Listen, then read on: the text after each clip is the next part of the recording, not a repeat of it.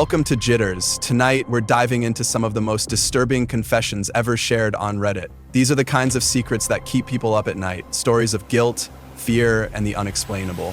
Some will shock you, others will haunt you, and a few might make you question just how well you really know the people around you. Let's begin our disturbing Reddit confessions. I am responsible for the deaths of several people. Around 4 years ago, I was a vendor on the darknet. It was a relatively short-lived thing. I was just doing it because I was too lazy to get a job and at the time didn't want to settle for the 9-to-5 thing. I wanted to start my own business and use the drug money as a startup. I had been using myself for years, along with that I met lots of people into the dealing scene and eventually started dealing myself. I have a lot of anxiety though, so I hated meeting up with people in parking lots, and I definitely didn't want anyone to know where I lived. That's when I read about the Silk Road and Roz Ulbricht being caught, got obsessed with the idea of it, got obsessed with learning OPSEC, all with the goal of eventually using my connections to start up my store. Well, after a couple of months I started my store with 3 drugs: ketamine, meth, and some outdoor weed my buddy was getting for super cheap.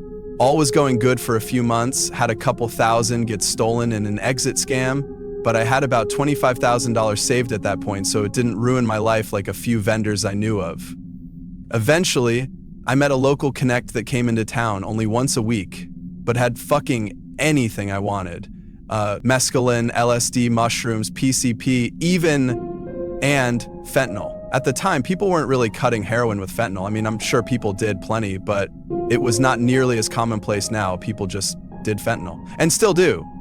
I put all my addresses into an Excel spreadsheet, along with their name, zip code, order, along with the amount. At the time, I was selling some super white powdered mescaline.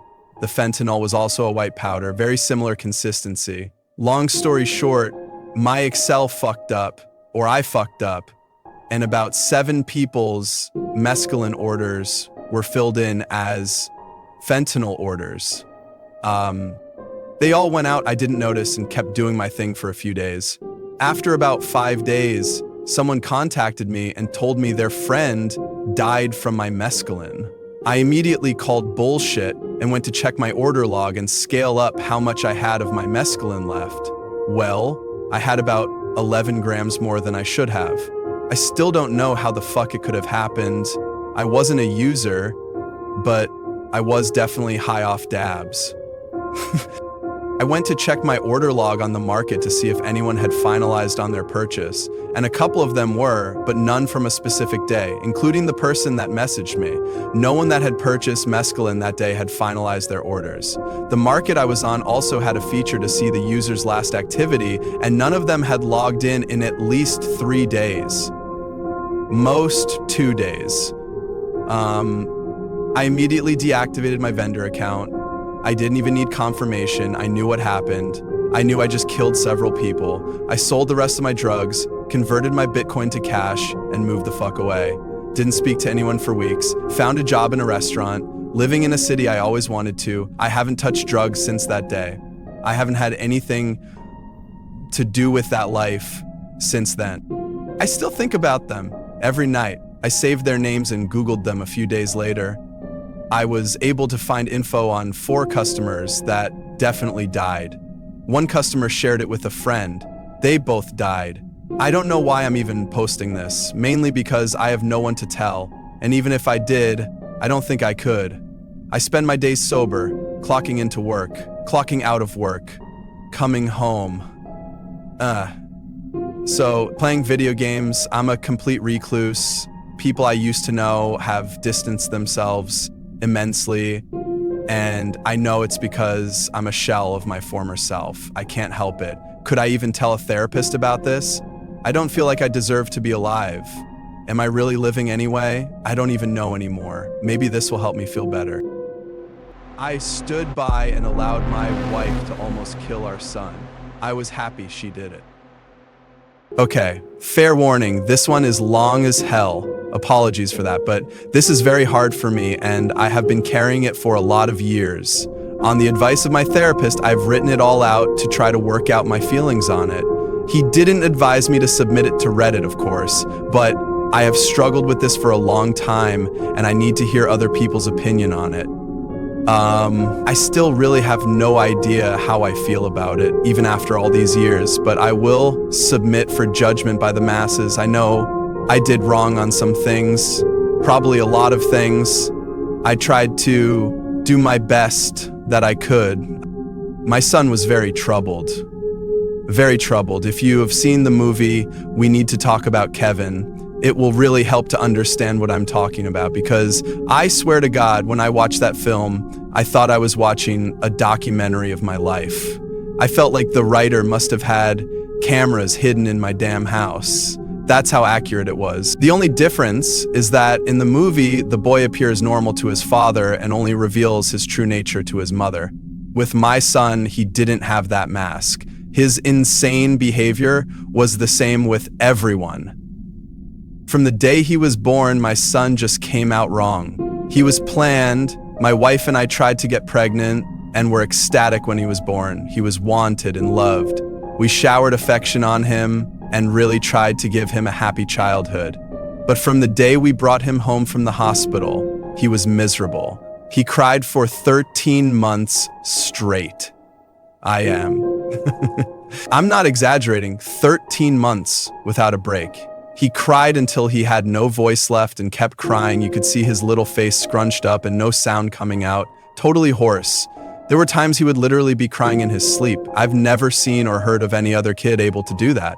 We brought him to doctors, specialists, tried changing his diet, held him, rocked him, toys, swaddling, music, mobiles. Everything we could think of, nothing worked. 13 months of grating, grinding, no sleep hell. Once he got over the crying stage, we thought we were out of the woods. But it quickly became clear that for some unknown reason, he was just angry at being alive. I never saw that kid have a genuine, joyous smile once in the time I knew him.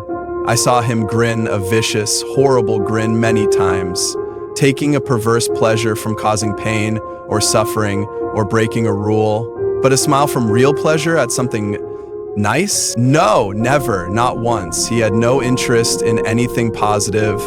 He was fueled by hate, and everything he did was bent toward that. As soon as he could walk, his mission in life was to destroy things.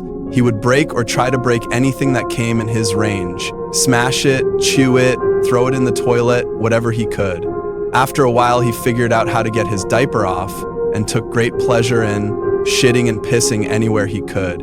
After a while, he figured out he could hide it and started pissing and shitting in places we wouldn't find right away, grinding it into carpets, making it even more of a problem to clean and making the house stink. When he got older, ages 9 to 15, he would piss and shit in our bed until we got a lock on our door and he wasn't able to get in anymore. Then he'd just take a dump in the hallway in front of our room. That biological warfare started around 2.5 years old, and he never grew out of it. I'll try to speed it up, as I could literally go on for days about this stuff, but as he grew older, he became more and more unmanageable. He would bite, kick, scream, scratch, and spit at anyone trying to do anything with him. He was kicked out of school twice before he was 9, then let him back in, and then kicked him out for good. He had to change schools. The next one put him in a special class that kept him away from the other students. We had to install a door and lock on the kitchen because he would steal knives and use them to gouge the walls, furniture, or chase people with them. When he was 10, he stabbed me pretty good in the hip and ass. I still have the scars. As he grew older, he grew darker. He moved into setting things on fire and torturing local animals. There was a stray dog that hung out around the park near our house. My son blinded it in one eye with a BBQ fork. He would dip cats' tails in gasoline and light them on fire. He became a violent, stinking, vicious beast that lived in our house. We couldn't do anything with him. I will take this opportunity to preempt the tsunami of messages. Yes, we had the kid in fucking therapy. He saw a psychiatrist twice a week and had God knows how many different medications prescribed to him over the years. Nothing worked. Therapy didn't work. Meds didn't work. Nothing fucking worked. He was like a poison cloud of hate and fury, lashing out at anything in his reach. When my son was 16, my wife got pregnant again. I can't tell you how different our reaction was. Instead of joy, we felt horror. This pregnancy had not been planned, and we really were at a loss over what to do. My son had been such an unending nightmare for 16 years. We couldn't take the idea of starting again from the beginning. We talked a lot about terminating, but first, access to abortion was not as easy in those days as it is now, and second, my wife was very against it. We talked about many options. In the end, we decided that my wife would have the baby, and if it turned out evil, we would put it up for adoption. We knew we just couldn't do it again with another child like our son. We had a daughter. She was normal. Suddenly, we saw what our lives should have been like the whole time, how things would have been had our son not been himself. She laughed at things. She breastfed without biting. She didn't have teeth yet anyway, but you could tell she was just trying to eat, not tear her mom's breast off. After 4 months, she was sleeping through the night. She was happy. She was normal. I can't describe the relief and happiness that we both felt. I don't have the words for it. This, where I believe I may have started really pulling back from my son. Up until that time, whatever mistakes I made, I had always tried to do the best for my son. I am convinced of that. I tried to help him and love him and care for him. I really tried.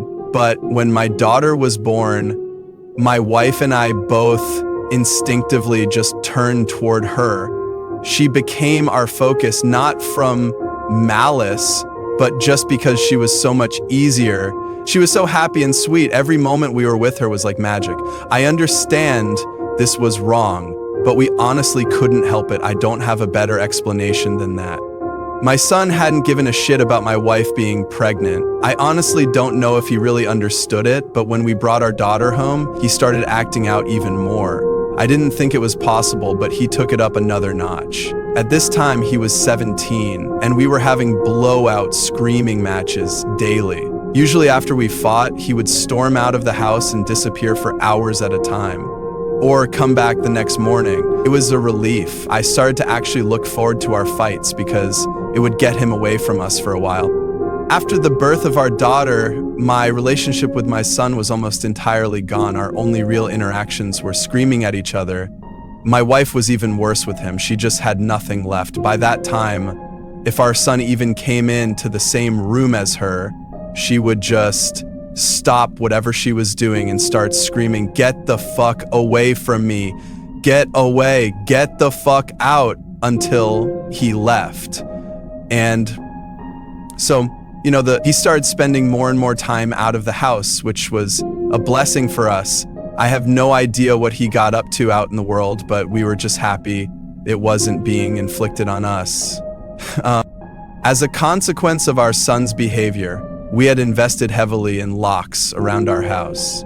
All of the cheap, thin interior doors in our home had been replaced with thick, dense wood doors that couldn't be kicked through, equipped with keyed locks that my wife and I carried keys to. I know it sounds extreme, but locks and heavy doors were the best way we had found to create safe spaces from him. And again, before I am inundated with messages, I was not locking my son in rooms like a prisoner. He had free reign of the house and could come and go as he pleased. My wife and I would lock ourselves in rooms to protect ourselves from him, if anything. We were the prisoners in our own home.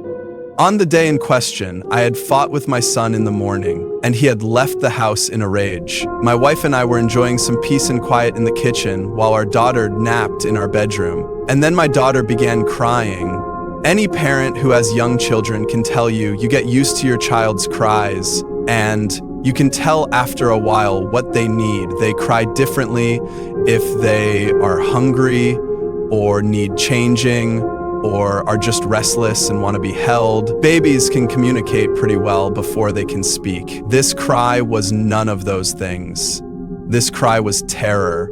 The second we heard it, my wife and I were both up out of our chairs and running to the room. The door was locked, of course, and it took a few seconds to get the right key and get it open. My son was in the room. We lived in a bungalow, and the bastard had climbed in the window to get to her. He was standing over her crib with a steak knife in his hand. I have no idea where he got it. It wasn't one of ours. We controlled our knives very carefully and always kept them in locked drawers. I think he may have stolen it from one of our neighbors' houses. He had broken her skin twice already, once in the belly area and once on her arm. I could see blood running down. When I entered the room, he was dragging the back of the knife down her face, not cutting, almost tickling her with it, teasing her while she screamed. He looked up at us and smiled. Before I knew what I was doing, I was already moving, running, to put myself between them. I didn't think about it, I just moved instinctively. Even with that, my wife got there faster. It was like a movie on fast forward. She got to her son and bashed his hand away, knocking the knife across the room, and then shoved him with her whole body weight so hard that he flew away from the crib and bounced off the wall. I picked up my daughter and held her while my wife screamed us. I could see her shaking, almost convulsing. I can remember the smell of the room, the sound of my daughter screaming and wailing, the look on my son's face as he stood there, just nothing, blank, dead. There was nothing in his eyes, no emotion. He looked like an alien to me. I watched my wife take a step toward him. I could have reached out and stopped her, but I didn't. She stepped forward again, very close to him. I could have stopped her again, but I didn't. She waited, looking at him for maybe 3 to 5 seconds without moving, and then she punched him in the face. Now until this point, you may have been picturing my wife as a typical woman, small frame, dainty, delicate. This is not the case. My wife does have a small frame, but dainty and delicate she is not. Never has been since I've known her. Since her early teens, my wife has been a boxer. MMA didn't exist back then, but karate and boxing were big in those days, and my wife was a very talented amateur. She was about 130 pounds, she carried a lot of muscle, and she knew how to punch. I had 70 pounds on her back then, and I have no doubt that in a real fight between me and her, she could have and would have pounded me flat. Neither of us had ever laid a hand on our son in anger before, but something broke in her that day. And all the years of anger and pain and sorrow and frustration just came pouring out. When she hit him, his head snapped back and blood started pouring out of his nose. He hardly reacted, he just looked at her with this shocked expression like he didn't know how to process what had just happened. She waited another second, and then she hit him again. I could have reached out and stopped her, I could have dragged her out of the room, taken her away, calmed her. I didn't. I just stood there and watched while she systematically started to pound him to a pulp. Every time he brought his hands to cover one part, she would blast him somewhere else. Body, head, over and over. He started screaming, crying out, yelling for her to stop. It's the most genuine reaction I'd ever seen him have to anything in his whole life. But she wasn't stopping. I watched her ramping up, hitting harder, faster, working him like a heavy bag. He tried to swing at her and she slipped him easily. She was on autopilot, sinking down into her training. I stood there watching for a minute. Then I turned my back on them and took my daughter out of the room. I brought my daughter to the kitchen and gave her a bath in the sink. I found that he had cut her a 3rd time on the sole of her foot. All the cuts were superficial. I cleaned her up and held her until she calmed. I put polysporin and band-aids on her cuts. In our bedroom, I could hear my son screaming, calling my wife horrible names, telling her he would cut her head off and fuck her corpse. After a while, I didn't hear him saying anything anymore, didn't even hear him crying out. Avant-garde, I assumed that he must have been knocked out, but I could still hear her beating him. That went on for a long time, long enough for my daughter to drift off to sleep in my arms. I just sat at the kitchen table waiting for her to finish. Finally, she came out and sat down across from me. Her hands were swollen and red. Her face and arms were splattered with blood. Her chest was heaving. We just stared at each other without saying anything. After a while, I asked her, "Is he dead?" She looked back at me and answered, "I fucking hope so." I nodded. That was all there was to say about that. I understood how she felt perfectly. I felt the same. I didn't know what to do, so we just sat there waiting silently. Eventually, my wife started crying and went to go take a shower. I just stayed where I was, holding our daughter. After a long while, I heard moaning and sobbing coming from our room. It turned out that my son wasn't dead. I went in to see how bad it was, and it was pretty bad. I've never seen a more merciless beating laid onto anyone, before or since. He was lying on the floor, rolling around with blood leaking out of his face, lying in a pool of vomit. His nose was squashed flat out across his face. Both of his eyes were completely swollen shut and starting to blacken already. So I could see that a couple of his fingers were bent out at weird angles, and he had pissed his pants. I think he must have been missing teeth, but I couldn't see any on the floor, and I couldn't see inside his mouth. His lips were all puffed up and swollen. From talking to my wife about it later, I know now that she had systematically beaten every part of his body, focusing heavily on his legs. She told me she kicked him in the groin repeatedly until her legs got tired and had kept beating his body long after he had passed out. When my wife came out of the shower, I still didn't know what to do about our son. I didn't know whether to call the police or an ambulance, take him to the hospital myself. I honestly didn't have any idea what to do. After a while, I realized that I simply didn't care what happened to him anymore, and we decided to just let him live or die on his own. There was an in-law suite in the basement that we had never really used, and my wife, my daughter, and I just moved down there. We simply ceded the top floor of the house to my son and locked everything down, separated our lives entirely. There was plenty of food in the upstairs cabinets, enough for a couple weeks or more. He had a washroom and bedrooms to use. We had a washroom in the basement, a small kitchenette, and a separate entrance, so we just stopped going upstairs. We just decided we were done with him. I figured we'd let his food run out and see what happened. Over the next week, we could hear him moving around upstairs sometimes. I think he just spent most of time lying in bed recovering. I went to work watching on high alert in case he attacked me in the driveway, but he never did. My wife stayed home with our daughter. She was never out of our sight. One night, we heard him going ballistic, smashing things and banging. We didn't respond. He never tried to get downstairs or get near us, though. I think he was afraid that if he got near us again, my wife might finish the job on him. After 3 weeks down in the basement, we hadn't heard anything from up above for a few days, and I ventured upstairs to the main floor of the house. The place was demolished, and there was no sign of my son. He was gone. It took months to repair the damage he had done and get the main floor back to normal again. There was food and shit smeared all over the walls and broken glass on the floor, big holes in the drywall. He had ripped the place apart. He tore up the linoleum in a corner of the kitchen and emptied an entire foam fire extinguisher into the living room. My life was a waste of pain. I could no longer get up. I feel thankful that he didn't burn the house down with us in it. I'm honestly not sure why he didn't. The kid wasn't shy about lighting things on fire. After that, I lived in fear every day that he would come back, that he would ambush us out of the blue and try to kill us. We moved house about 3 years later, and I finally stopped being afraid that he would show up again, as now he had no idea where we were. I finally felt safe from him.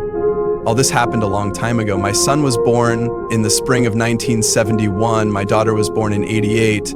I'm an old man now. I'll be 70 this year. And my wife passed from cancer in 2016. My daughter is 31 now. I moved in with her and her husband after my wife passed. I've got 2 granddaughters, and they are the joy of my life. I see a therapist a couple times a month to talk about all this. I don't know where my son is. The last time I saw him was when he was lying on the floor of our bedroom, bleeding and smashed. I haven't heard from him since he left, more than 30 years now. I don't want to. I carry a lot of guilt from that time and a lot of conflicted emotions. I didn't beat him myself, but I allowed him to be beaten, and I thought he deserved it. I was happy it happened. I didn't try to kill him, but I would have been happy if he died. I will say that I do hope he was able to overcome his demons and go live a normal life somewhere. If he wasn't able to do that, if he stayed the way he was, then I truly do hope someone out there killed him. When I knew him, he was a rabid dog, and whichever way it went, I just hope he isn't still out there hurting anyone else. I'm ready for my wife to die. This is gonna get long, really long, no TLDR at the bottom. I'm just getting things off my chest. This will probably get me a lot of hate, so I don't know if I'll be reading comments or replying. I know in parts of this story, I will sound like a selfish asshole. Let's cut to the chase. My wife needs a liver transplant, and part of me wants her to die before getting one. And I struggled using the word want, but if I am confessing, I'll be blunt. Well, now that that is out there, how about a little background? Wife and I have been married for 12 years and have one child. We met in Germany, she is German, but moved to the States in 2010. Things were good for the first couple years. Some culture shock disappointments when education didn't transfer and learning the ins and outs of living stateside, but nothing drastic. That's when the depression began. Wife became super depressed. She was working part-time where I was working 12-hour days. I would leave for work before she woke up and I would get home after her. Despite that, I would have to get our son ready and take him to daycare in the mornings, and most days I would pick him. This is where things started to go downhill around the house. Dishes would get left in the sink overnight. Floors wouldn't get swept as often, stuff like that. And I'm not saying that is all her fault. I'm an adult and know how to wash a dish or operate a broom. But sometimes after 12 hours at work, fuck that noise, I chalked it up having a toddler, a dog, and 2 working adults. It is a house, not a museum. I mentioned the depression, let's get back to that. It started simple enough, crashing on the couch. She'd get home after a rough day, have some wine, and pass out on the couch. Oh, not every night, maybe once a month. This lasted for months. But over the course of over 2 years, it became more and more normal, and she was drinking more and more until it was more often than not with her on the couch. Intimacy started to wane. Again, it was gradual, and again, I chalked it up to raising a family. Then the rejection started. Please don't take what I'm about to say as prostitution. It was just part of our relationship dynamic, but we would change things for sexual favors. For example, if you cook dinner and do the dishes tonight, I'll give you a blowjob. Or if you want to go hang out with the boys, you better fuck me now. Just our thing. Well, she kept making those same promises, but would never go through with. Yes, I know that no one ever owes anyone else sex. Yes, I know it is her body. But at that point, we were going without sex for months. I was still asking, she was still saying yes. Later, and she would pass out. No biggie once or twice, but this had become the norm. Every time that she promised, but passed out instead, was a rejection. I would stare at her while she slept and just hurt. Fast forward a few years, she is drinking more and I've stopped asking. We are roommates at this point.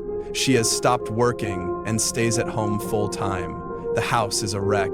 Clutter and dirt everywhere. We stop having friends over, so no one will see the clutter. Baskets of unfolded laundry in baskets. Every morning, I would search for matching socks. Every morning, I was reminded of how little she did around the house. And this is also when we were fighting all time. Both yelling, her crying, her passing out. It was our nightly routine. One of my often repeated points in our arguments was the house. I'm working full time. The kid was in school. She was home all day. Why is the place a mess? What was happening was she was getting drunk in the morning, passing out, getting up in the afternoon, just drink and pass out in the evening, but not before squeezing a fight. I was done and was ready for a divorce. Only thing that keeping me from doing it was my son, but something had to change. I laid down my ultimatum, get a job, go back to school. She picks going back to school. I help her look for a school and find a program she is really excited about. The drinking lessons never stops, and good times are here again. Until I get the phone call at work. She called to let me know she was about to kill herself. Didn't see that coming. Rush home, get there just in time. Let's revisit that depression I mentioned earlier. She was in counseling and working to find the right balance of medication. But something that day was too much. She was checked into the kind of hospital that takes your shoelaces and was there a week or two. She was like a changed person. Fast forward a few years. You need a psychiatrist, an actual MD to prescribe medication. Hers retires. The office where she gets counseling didn't hire a new one. She stops taking the medication. Hello again, depression, and I see you brought anxiety with you. Awesome. Oh, and here comes the drinking again, but it has managed to increase. Double awesome. This time, the wife couldn't be without alcohol. She started sleeping downstairs again, a drink always within reach. Always, she would carry a bottle in her purse. Eventually, she got sick. Wow, that was a lot, but it brings us to the last 2 years. At the beginning of 2017, she was hospitalized. Early stages of liver failure, but still treatable. Think she quit drinking? Nope. A few months later, I come home with my son and find my wife collapsed and unresponsive on the floor. Ambulance ride, ICU, coma. The doctors aren't sure she'll live. At this point, I'm devastated, but I try to steel myself for the possibility. The last few years haven't been great, and I was ready for a divorce, but I didn't want her dead. She is the mother of... Oh fuck, it hits me. It hits me hard. I was prepared for her to get sick, possibly die, but facing the real possibility, I realized I would have to tell my son. I would have to look him in the eyes and say, "Mommy is gone." I hit bottom. I know I cried the rest of that night because she made it. Eventually she woke up, was moved out of the ICU, and sent home. For a week, that is when the seizure happened. Another ambulance ride. She aspirated during the seizure, which led to pneumonia, which led to the ICU. However, in her weakened state, she couldn't be treated locally. She was transferred to a university hospital. She needed a new liver, but to get one, you must be sober for 6 months. She got worse. She was transferred again, this time to a hospital we'll just say is ranked pretty high globally. No new liver, but things got better. She was released with a new lease on life. She quit drinking. She was transferred back to the local hospital and continued outpatient treatment. End 2017. Year 2018 started good, but about midway, her condition worsened again. No worries, she is being treated by a doc, and with her new sobriety, they'll put her on the list. She can't do a lot on her own. I have to open bottles of water, help with medication, and some activities of daily living. The house is more cluttered than ever. The wife still sleeps downstairs, and sex is non-existent, obviously, but things are looking good. I'm not gonna lie, these last 2 years have been rough. I know I haven't been perfect and things have fallen by the wayside, but the major things are taken care of. The boy gets hot food every night, help with his homework, and clean clothes every day. The wife gets to her appointments and gets her treatments. I'm still working, even picked up a promotion. Then tonight, I just found 2 grocery bags full of empty cans and wine containers. She has been hiding drinks. I'm done. The last 2 years have been absolute hell. It has taken every ounce of me to not lose it, to manage everything. I can't anymore. Every day I would drive home from work, I would get stressed. As soon as I open the door, I'm overwhelmed with everything that needs to be done, but I focus on getting all the necessary things taken care of to keep the household rolling. I've been so lonesome having a wife who turned into a roommate, who turned into a responsibility. During the many appointments I've been to, one doctor explained the liver transplant this way: 2 people will die so that you can live. The person who gave you the liver and the person that didn't get it in time because you did. So here it is. Here is my confession. Part of me thinks my wife doesn't deserve the transplant and my life would be easier if she wasn't here. My daughter died 5 years ago today, and a part of me is glad about that. Makes me sound horrible. I know, I would never say this out loud to anyone ever. Though I said daughter, she wasn't technically my daughter. She was my sister's child. My sister OD'd when the baby was around a year old. I was 19 at that time and in college. I got custody. I never wanted children. I wanted to be a doctor. I wanted to go a different path than the path my family took. but I felt responsible to take her in. So I dropped out, took care of her, loved her. Life was hard, but we got by. I was working any jobs I could get, and I didn't have any life. I didn't have any friends. I didn't have any time to date. I was either working or at home taking care of her. At times, I felt like I didn't even have time to breathe. 6 years passed. One day, her school bus was in an accident. 3 children died that day, including my daughter. I was devastated at first, depressed, lost. I was even homeless for a little while. I didn't have any family. I didn't have any friends. All I had was haunted memories in that city. So I moved to a different city to get a fresh start, reapplied for college, graduated. Currently, I am in year 1 of medical school. I got married a few months back. I feel like finally I am living the life that I wanted to live, achieving what I wanted to achieve. Take a different path, do something different, live a better life than my alcoholic father, runaway mother, and drug-addicted sister. I loved her. I would have taken care of her like my child if she had lived, I know that. But there is a part of me that is glad that she is gone. It makes me a horrible person. I already know that, but still I am glad.